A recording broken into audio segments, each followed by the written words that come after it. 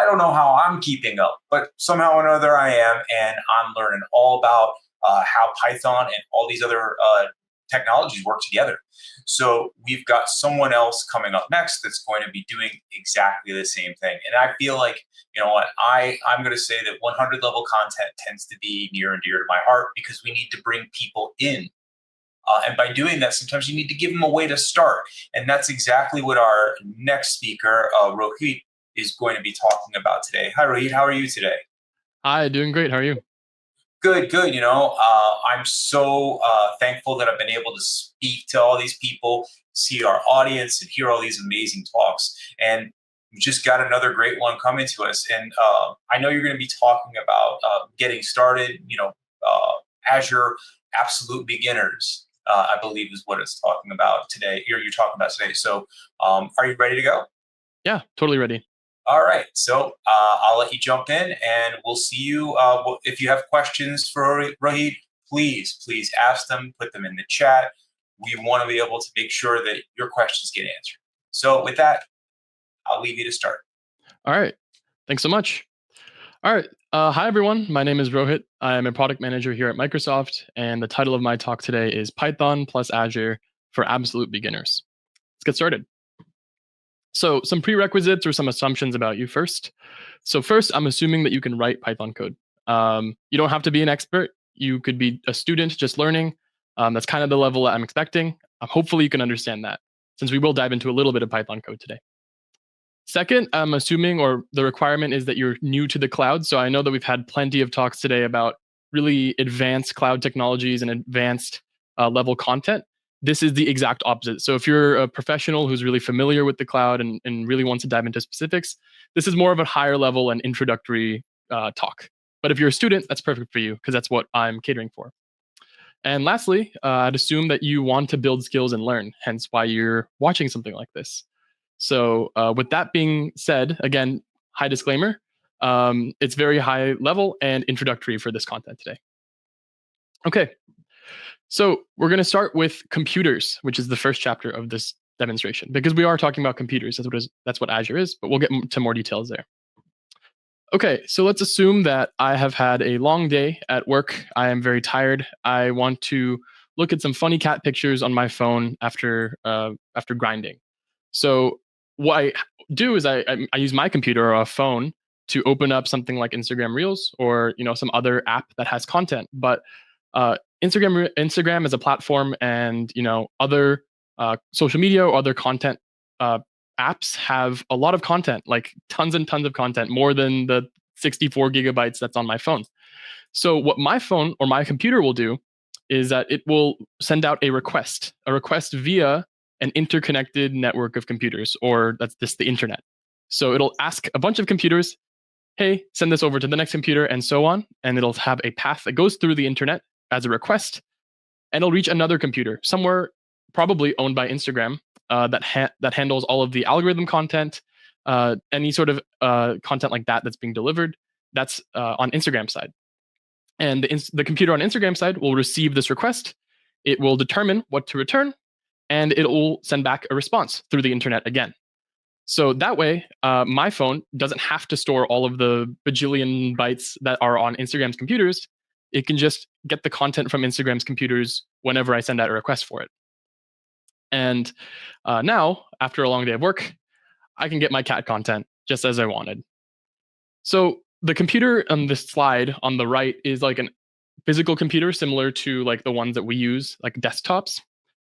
Usually they don't look like this. Usually they will look like this, which is a more specialized computer designed to serve requests. And because they serve requests that are sent to them, they're often called servers.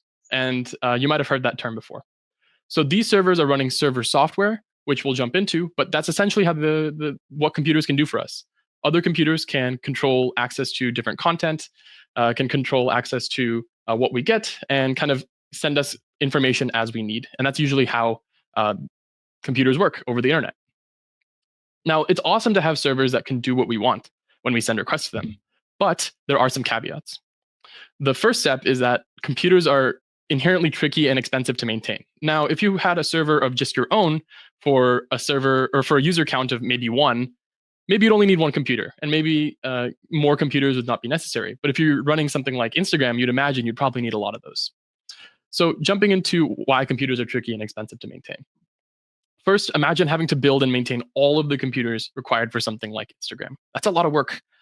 Second, if they break, it's on you to fix them. The servers would be down and you would have to fix them yourself. Third, you'd have to keep spending as parts get better and you can upgrade them over the years. Maintaining all of that is a lot, especially if you've built a computer before, you kind of get what I mean by this. And lastly, if I'm in Singapore and my server is in Brooklyn, New York, my request would have to go all the way physically to a computer in Brooklyn and all the way physically back, which would take a long time. If I have users in Singapore that I want to serve quicker, I could have a data center somewhere in that area, which would get the content faster. So if I have just my own computers, then I wouldn't be able to do that because how can I maintain my own computers in Singapore, for example? Okay, so now that we understand what computers can do and why they're helpful, especially if you like cat content, now let's jump into why you'd want something like a computer service. So that's exactly what the cloud is. The cloud is just a computer service. And that means that I can just, instead of having to maintain my own computers, I can have someone like Microsoft maintain my own computers, which is through Azure. So here's the way it works. So first, I would pay to use Microsoft's computers instead of my own. Again, that's called Azure. Second, Microsoft will guarantee the security of kind of the application that I'm running. This is a private computer. It's no one else is going to look at it. No one else is going to have access to my stuff, my exclusive cat content. They will take care of the computers for me via maintenance. And also, they have what's called an SLA. I'm forgetting the exact acronym for SLA right now, but it's essentially a guarantee for uptime. So if the computers go down, they will do their best and be urgent in taking it back up, which again, for me is really nice because I don't need to worry about that, which is stressful. Then once I have these computers that I can use, there's a various amount of compute services you can use. So there's a bunch, and we'll jump into the examples of those. And again, you can use that across the world. There could be Microsoft-owned computers in Singapore, in Brooklyn, wherever. It's a ton. Then here's the part where I think for a business, it's the most useful. So you can scale your compute or computer needs up and down depending on what you need. And most importantly, you only pay for what you use. So if I am running a store called November3rd.com, and every other day of the year, I don't have any requests because I'm not selling anything unless it's November 3rd. And then November 3rd, my store opens and I have a bunch of requests coming in, which are hitting my servers really hard. I can scale my compute up as I need. And also when it detects that it's no longer November 3rd, I can scale that down. So it's not like I need to have 3 bajillion computers on standby for November 3rd only. I can only scale it up and scale it down whenever I need. And this, obviously goes with the fluctuations of how much usage you get. And the best part, again, you get to only pay for what you use. So if you're running a business or a service, it makes sense to use the cloud as your computer service. You can save money because you don't need to maintain or hire people to manage all of that infrastructure. And then if you're a user, if I'm in Singapore, I have Singapore content ready, and that's much faster. It's just a better experience for users and saves money for business. So that's why you'd want to use the cloud. So we'll jump directly into cloud services, and they're different based on your goals. So first, there's infrastructure as a service. Then in the middle, there's platform as a service, and then software as a service, or SaaS. And as a service can be kind of tricky. Like, what does that really mean? You can kind of just think about it like something that you would use, something that you would pay for. So infrastructure, platforms, and software. So infrastructure as a service and platform as a service are services you can run your code on, meaning that you give your code to this service in the cloud. It can run it as that computer, whatever code you give it, it will run the code that you get, which is what we're interested in because it's Python and Azure Day. So we'll focus primarily on infrastructure as a service and platform as a service. So let's start with infrastructure as a service. IaaS is another way it's called. Some examples of that would be just direct compute or computers, storage, and the networking in between those computers. So if you have multiple computers in Azure, then networking between those. You don't need to worry about, like we said, the physical computer hardware. So instead of having to go inside a data center and swap out parts or replace things if things get broken, Microsoft would take care of that in Azure. But pretty much everything else with IaaS, you do need to take care of. So if there's a computer, what does it do? So you need to take care of the software running on those computers, like the operating system, for example. If you're running virtual machines, then you need to take care of virtualization. If you need to run anything like Java or something, you need to take care of, make sure those computers have the runtime to run Java, and so on. Additionally, you also want to take care of the scaling logic. So again, if you're running November3rd.com, you want to make sure that you have the logic where on November 3rd, it spins up a bunch of machines that you can use, computers in the cloud, and takes those down as well. And lastly, of course, if you're running server code or any sort of application, you obviously need to write that yourself and give it to and take care of that. So now that we've covered infrastructure as a service, we can jump into platform as a service.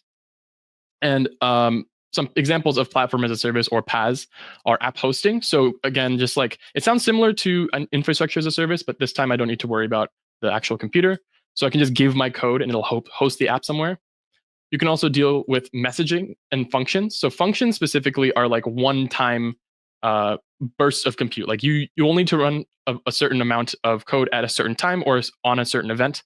So for example, if I have a program I want to run every morning to pull down the site from the New York Times or something, then that would be a good use case for functions. Something where I don't need a server constantly running only to run just once. Just one little bit of compute is all I need.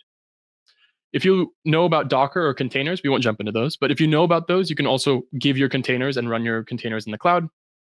And most popular and most recent and topical and top of mind for people is AI services. So something like Azure OpenAI service would be considered platform as a service because it's just a computer you can have code run with a platform. So comparing it from infrastructure as infrastructure as a service to platform as a service. First, you don't need to worry about the actual computer hardware. That's the same as IaaS, but also you don't need to worry about the base software running on those computers. So you don't need to worry about what that looks like. You don't need to worry about how many machines are underneath there. It's all a platform for you to build your applications on. And I think for a beginner, platform as a service is a great start just because there's less to take care of. At the same time, you also do need to take care of your scaling logic and, again, any apps or server code that your computer runs. Okay. So there's something I haven't talked about, which is the biggest challenge for students and beginners. So companies, you can see why companies would want to use the cloud because it's useful for their needs. However, students and beginners have a ton to learn. And the secret part is you have to pay money for cloud services. This stuff is not free. And depending on your budget, if you're a student, it's definitely not going to be cheap. So that's where I jump into chapter 3, which is Azure for students and beginners. All right. Here is a screenshot of the Azure portal. And I remember when I was first starting with the cloud on a different provider, but the same problem kind of exists. I was looking at this UI like, where the hell do I start? So the big thing here is that this software is made for professionals. The same way that like something like Ableton, if you're a professional musician, is made for professional musicians. If you're a beginner, you're looking at this and going, where do I start? What do I do? There's so many things I can configure. This is chaotic. And while it is good for professional workflows, if you're a beginner, I can totally acknowledge this is a headache. So we've actually worked on a tool here called one more cat meme before I go to the next slide. We've worked on a tool here called the Azure Developer CLI, or AZD. And it is an easy to use CLI, which stands for command line interface, and you can easily deploy apps to Azure via app templates. So if you've ever used a command line interface before, essentially you just type into your terminal, and there's 3 key commands for AZD. The first one is AZD auth login, which you'll log into your Azure account and just kind of confirm your identity, make sure that you're the right person. Obviously, you don't want anyone just spinning up your Azure apps. The second one is AZD up, which is actually 3 commands built into one. The first step is package, which will get your code ready to be deployed to the cloud. The second command that's run secretly underneath AZD up is provision. So that will actually create the resources in the cloud. That's what provision means. And the third one is deploy. So now that you have those cloud resources being like computers or services in the cloud, you can then deploy your code to those. So those are actually 3 steps that's all conveniently located in one. So AZD up. And then once you're done, or once you're ready to take things down so you don't continue to get charged or continue your app from running, you run AZD down, and that'll take down all of those cloud resources for you. So there's no clicking through complicated UIs. There's no lengthy tutorials to follow. It's just a few commands, and you can have an app up in Azure in a jiffy. So personally, I think it's really great for getting your apps up to the cloud and just building experience as fast as you can. On top of this, like I mentioned, there's templates for AZD. So we have an AZD template gallery, and it is essentially just a collection of Azure templates you can deploy in just a few commands. There are templates across programming languages, frameworks, Azure services, and more. And again, it's perfect for just trying out Azure services and getting starter code for your projects. I'll have links at the end as well if you're interested. Okay, let's jump into a quick demo. Okay, so here I am in the awesome AZD template library. Again, links at the end. But this is an open source template gallery to get started with Azure. And the cool part is that it's open source. So if you want to contribute and add your own template, you totally can. So this is Azure for Python. So I will click on Python. And I've heard of a few server frameworks for Python. I heard one easy one to get started with is Flask. So I can click Flask. And let's see, let's check the different ones out. This last one over here looks pretty good. And I like that it's in the free tier because I don't want to pay for things. So I can click on this.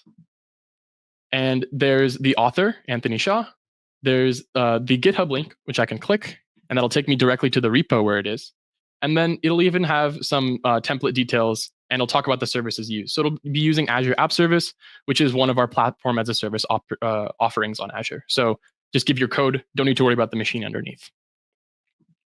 Okay, so now that we're in the GitHub repo, there's a few ways that we can go to get this on our machine. So we can clone this, or we can use a GitHub Codespace. And if you haven't used a GitHub Codespace before, I would highly recommend it. You can just essentially get a computer in the cloud that you can interact with. Funny enough, this is actually an example of the last type of cloud service we talked about called software as a service, since you don't have to worry about the actual software running. But I've already made a Codespace, and it'll look really familiar to you if you use VS Code. Oh, I need to restart this Codespace. I waited too long. Let's see how long it takes.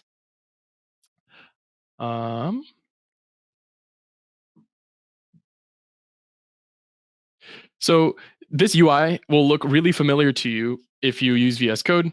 It's essentially just VS Code connected to a machine that's running in the cloud. And it's really nice because I don't need to worry about my developer environment, especially with Python. If you're a beginner, having multiple environments or even multiple versions of Python, it can be a headache. So I like to, especially for smaller demos like this, I like to just have a GitHub Codespace, and then I can have it up. And then if I want to take it down, I can take it down as well. Okay, so we have this GitHub Codespace. I need to add the Azure Developer CLI. So I can go to ak.ms/azd, and then I'm on Linux. I will copy this, head back to my Codespace, hit enter, and install this. Cool. So that's installed. So let's get that out of the way. Nice. All right. So there's a few steps I can run with the AZD. Again, I have AZD auth login. So what that will do, it will give me a code, and I can hit enter, and then it'll log me into Azure to actually run this. But I've actually already logged in, so I will skip that step. Then I can run AZD up. And unfortunately, I had a terminal here, but it disappeared when the Codespace automatically closed, which is good because I don't want to use up all my Codespace hours. It is free if you want to give it a try to start. I believe there's a pretty generous hour usage contract from GitHub, so you can use it for a while before you start to get charged. And it's per month, so it refreshes per month. So the next command would be AZD up, and I will run that here, but I will actually stop it. I just want to show the steps that go through when you run AZD up. So it will first look through all the infrastructure files, and it will then start the process of deploying and provisioning resources. So first, you can see the step AZD package being run. Then you can see AZD provision being run here as well. And then you can actually see the details for your deployment in the Azure portal. So if I click on this, it'll actually bring me to the cloud, resource deployment that's going on, or sorry, provisioning that's going on. And unfortunately, I accidentally ran this again. I did not mean to run this command, but it will take a few minutes. So whenever you run something like AZD up, you can just go get some coffee or something, go for a walk, because it does take a while for cloud resources to get properly configured in a way that's ready to use right away. So it will establish all of that. I didn't have a link ready because I thought this would still be here. Demos always go well. But let's jump into the code of the actual sample. So if you've ever used Flask before, you'll know that there's endpoints that you can hit. And this starter template just has a very basic one, which will just get the version of Python that's running. And I believe that for this app, this is Python. Actually, I'm not sure. Probably the latest. Let's see. This is going to take a while to deploy, though. So I'm not sure if we'll have time for that. Maybe by the time that we get to questions, then everything can be deployed. But that's essentially it. So once this deployment is done, again, 3 steps. I run azd up, and then it automatically runs azd package, azd provision, and then azd deploy. So this is the step that takes the longest, and puts all the code up there and gets it ready to run. Once that's up, then I'm totally ready to go, and I can just copy paste any sort of any server code that I was writing on my own, and it becomes an easy deployment to Azure. And this is a super simple one. This has just the bare app.py for Flask. So there's like no actual complexity beyond just like a getting started guide here. But if I want any more templates that have more detail, I can actually just click around. And again, I have it filtered by Python and Flask. So I have even more complicated things that are going on. So I can have apps that use something like MySQL or Key Vault if I want to explore that. I have a simple chat with OpenAI. There's plenty of different apps that I can run that use the frameworks I'm looking for. So if I don't want to use something like Flask, I can use something like Fast API. Let's see what this first one is. Containerized React application. Cool. So it's just a starter application that has a bunch of starter code, and then I can swap this out. So it looks like this is a to-do list. And again, it's 3 commands. It's azd auth login, azd up, and then if I want to take it down, azd down. It's that simple. So there's plenty of app starters and templates that you can use to just deploy something to the cloud and start building experience with Azure. All right, let's get back to the demo or the slide deck. All right. So there is one thing that I didn't talk about, is that all of this stuff, unfortunately, costs money. But good news, I have good news for you. We have the Azure for Students program, which you can go to at ak.ms/Azure for Students. And what this is, it's $100 a year of Azure credits for you to use in your projects. And here's one thing that I got hit with when I started, was I gave my credit card to another cloud provider, and I used a project and I forgot to take it down. So then I got hit with a terrifying bill the next morning, and I had to beg and plead for them not to actually charge me because I was a student with no money. And fortunately for Azure, we have no credit card required. So as long as you have an edu email or you're affiliated with the university, you can just get $100 a year of Azure credits to play around with, and there's no worry of actually getting charged out of the blue. There's no all those memes about cloud bills won't apply to you. So yeah, in my opinion, Azure for Students and AZD is the easiest path to the cloud. Additionally, on top of the different services available on Azure, there are free service plans. So if you have that $100 per year credit and you don't really want to use it and you want to try out different services, there's plenty. I'd like to shout out Azure Cosmos DB. I'd like to shout out Azure Cosmos DB, App Service, and Functions. I think these are great Azure services for you to play around with. And they're pretty Python friendly too, so you can give it a shot. There's plenty of talks on Python and Cosmos, especially today. So yeah, that's my suggestion. If you're a student looking to build with the cloud, we have AZD templates for you to get started with. We have the Azure for Student plans to get started with. And yeah, that's it. Again, all the links are right here. So again, Azure for Students, that's ak.ms/Azure for Students. The Azure Developer CLI is available at ak.ms/AZD.